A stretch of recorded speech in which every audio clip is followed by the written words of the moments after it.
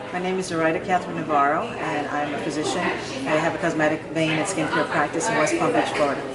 What brought me to the workshop was that I had experience going to Dr. Mulholland's courses in the past. I think he's a brilliant, not only businessman, he's a brilliant business manager, but he's also a very, very good physician, and he does excellent work.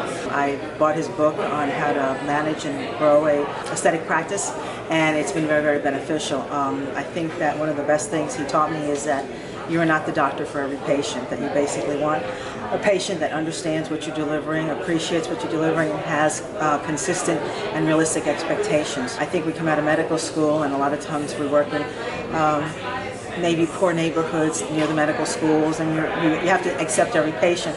So you think it's normal to have crack addict patients and crazy patients and psychotic patients and patients on antidepressants in your practice. But this is the actual death spell for a cosmetic practice. So you have to have patients that, number one, appreciate what you have, don't have any other secondary gains, haven't sued every other doctor they've seen, and are nice, connected people who can send you other patients, because this is the lifeblood of your practice. And for many years, I just treated everybody who walked in my door, and 80% of my patients were great, but that 20% of nutty people would come in and disrupt the practice, annoy our staff, end up creating a lot of unnecessary paperwork and issues for us. And just realizing that I don't have to see everybody comes through my door, and more importantly, recognizing who these people are has been invaluable to my practice. I like the workshop. I'm concerned because in this day and age with poor reimbursement, taking on huge amounts of more overhead is a little frightening, but at the other hand, his point that you need to get physician extenders and that you can justify putting in these lasers in your practice if you get someone who's going to manage them and run them for you is very mind-altering. It's really opened up my mind.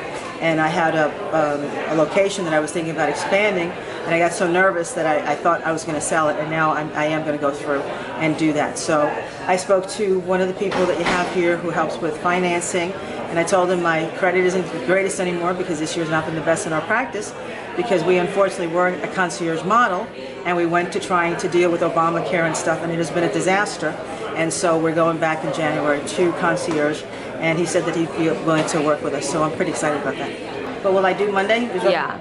I already did it. I grabbed my office manager, I set her aside, and I told her that we need, the lifeblood of our practice is having people to come back and follow up. And unfortunately, it became real apparent to me talking to her today that she really has never been the right person for this job. So I talked to Dr. Mulholland, and come Monday I'm actually putting in for a new office administrator. In terms of the marketing for today and how helpful it was, I would tell you it's pretty invaluable. The problem becomes that when you're overwhelmed and you have so much to do, you sometimes don't believe stuff that companies like this put on. But Syneron and Kindle have been around for a long time, and I have a lot of faith in Dr. Mulholland. So if Dr. Mulholland has faith in these people, I think that's also sold me on it. So in terms for myself, it reiterates what I already knew 10 years ago, that I needed to go concierge and just do fee-for-service cosmetic work.